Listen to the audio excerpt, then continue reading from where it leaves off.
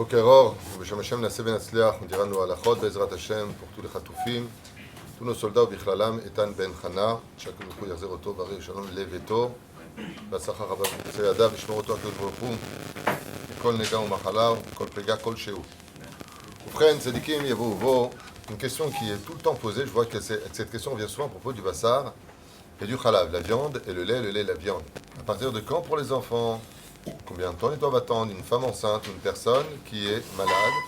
Est-ce qu'elle devrait attendre 6 heures? Vous savez que c'est un sujet à marloquette très profond et qu'il y a une différence malgré tout au niveau des lois entre la viande rouge et dite la viande blanche, les volailles par exemple, que la Torah nous interdit midoraïta la viande rouge et que nos rabbanim, dans ma Masechet Choulin, entre autres, nous interdisent la viande de volaille comme même titre que la viande rouge. Ce qui fait que peu importe que tu aies mangé du poulet, comme a dit une personne au téléphone, mais Rav Tuitou, c'est pas des oraïta le poulet, mais ce qui compte, comme d'ailleurs j'en profiterai pour le dire à toutes ces personnes non juives qui veulent citer des Gemarot dans Masechet Ketubot 111 Amoud Aleph, comme quoi que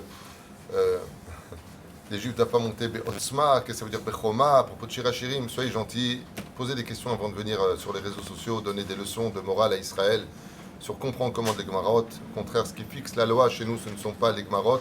Les lois sont fixées par le Shulchan Aruch. C'est ça qui fixe la loi, parce que toutes les Gemarot sont remplies de marloquettes.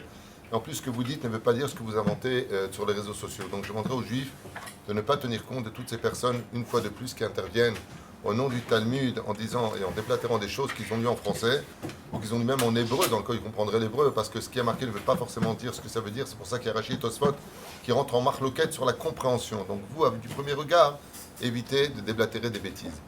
Laissez les rabbanim parler de ce qu'ils savent parler, au lieu de venir tout simplement déblatérer des choses en votre nom, alors que ce n'est pas la réalité. Je reviens sur le bassar, que ce soit de la viande rouge ou de la viande blanche, dit donc volaille, on attend 6 heures.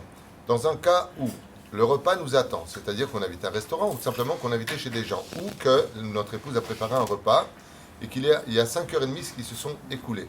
À partir de ce moment-là, il y a 5h30 qui se sont écoulées, je ne suis pas obligé dans l'absolu d'attendre 6 heures. Pourquoi? Parce que ce repas, ce n'est pas un repas que je vais préparer, que je vais m'occasionner. Mais c'est l'occasion qui m'amène à le manger. Donc dans ce cas-là, yesh le'akel chamesh vacheti shaot, c'est-à-dire 5h30, dans le cas où, ah oui mais c'est prêt, c'est chaud, on t'attendait, bon, ça ne fait pas encore le temps. Si tu peux attendre, tant mieux. Si tu ne peux pas attendre, tu n'as pas fait d'avéra. Pour les enfants, à partir du moment où les enfants ne comprennent pas la différence entre le lait et la viande, première condition. Deuxième condition, shumachal chiyuni. Vas-y chiyuni. Ça veut dire que ce n'est pas du chocolat un kiff. C'est quelque chose maintenant qu'il doit manger. C'est quelque chose qui est bon pour sa santé. Dans ce cas-là, on attend reva sha'a.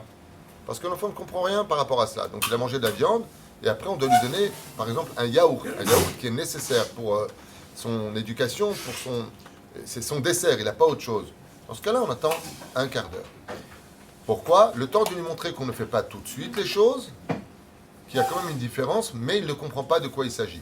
Au fur et à mesure de l'âge, 6 ans, 7 ans, 8 ans, 9 ans, on le laissera attendre une période d'1 heure, de 2 heures, de 3 heures, jusqu'à l'habituer à ses 13 ans et un jour, ou 12 ans et un jour pour une fille, à l'importance d'attendre 6 heures entre l'un et l'autre. Pour les personnes qui sont enceintes ou dans les 30 jours de l'allaitement, ou des personnes qui sont faibles. Dans ce cas-là, combien de temps on attend? C'est un gondioun, entre Bichlal, tous les rishonim et acharonim. Combien de temps on attend? Réponse finale, pour ne pas vous faire perdre de temps, à partir du moment où ils se sont lavés les mains et brossé les dents, 1 heure suffira. Une seule heure suffira. Pourquoi? Parce que dans les rishonim, par exemple, le temps de hamtana, le temps de l'attente des 6 heures, est un grand sujet à marloquet.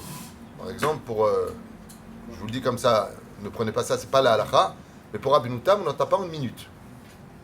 On n'attend pas 1 minute entre la viande et le lait, selon Rabbeinu Tam. Rabbeinu Tam, il dit, tu te brosses les dents, tu te laves les mains, tu manges du lait après. Lama, il ne faut pas les mélanger, il ne faut pas les cuire, il ne faut pas en profiter.